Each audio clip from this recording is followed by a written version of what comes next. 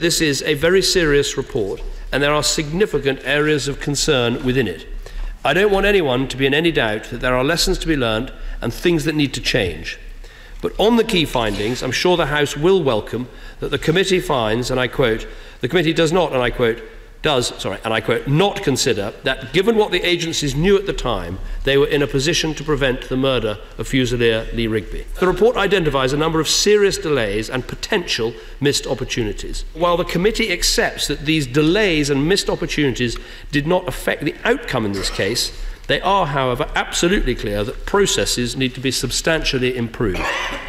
Mr. Speaker, MI5 are improving guidance and training for investigators for their online teams, and they are looking at new automated processes to act on extremist material online.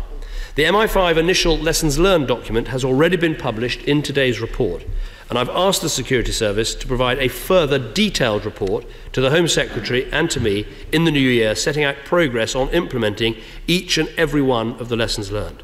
Now, while none of these investigations revealed any intelligence of an attack, the committee does recommend improvements to the processes for dealing with recurring subjects of interest, with low priority cases and with so-called self-starting terrorists. This government has protected budgets for counter-terrorism and the security services, and they've been clear with me that they've always had the resources that they need. But the increasing threat we face, including from these so-called self-starting terrorists, means that we should now go further in strengthening our capabilities. So my right honourable friend, the Chancellor of the Exchequer, will make an additional £130 million available over the next 2 years, including new funding to enhance our ability to monitor and disrupt these self-starting terrorists.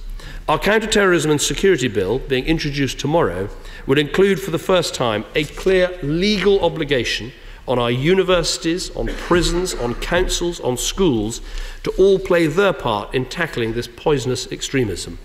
And the new funding being made available today would include additional resources for programmes to prevent radicalisation.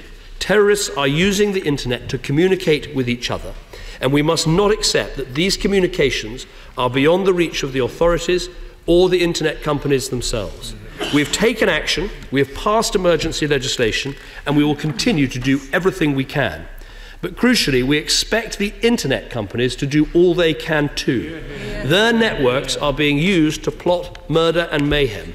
It is their social responsibility to act on this, and we expect them to live up to that responsibility. But the committee is right to ask whether we need to give our agencies stronger powers to tackle extremists. So our counter-terrorism and security bill, being introduced tomorrow, would include essential new powers to seize passports to prevent travel, to stop suspects returning unless they do so on our terms, and to relocate suspected terrorists to other parts of the country and away from their extremist networks. I very much hope we can take this bill forward on a cross-party basis so our agencies are able to start using these vital powers as soon as possible. Mr. Speaker, today's report contains a number of very detailed recommendations. We will publish a full response to all the points that are raised in the new year. We will not shrink from doing what is necessary to keep our people safe. The terrorist threat we face cannot be ignored or contained. We have to confront it. We have to equip our security services with the powers and the information they need to track down these terrorists and to stop them attacking our people. And we have to confront the extremist ideology that drives this terrorism by defeating the ideas that warp so many young minds. Of course, none of this will be easy. We will need stamina, patience and endurance, but we will in the end defeat this extremism and protect our people and our way of life for generations to come.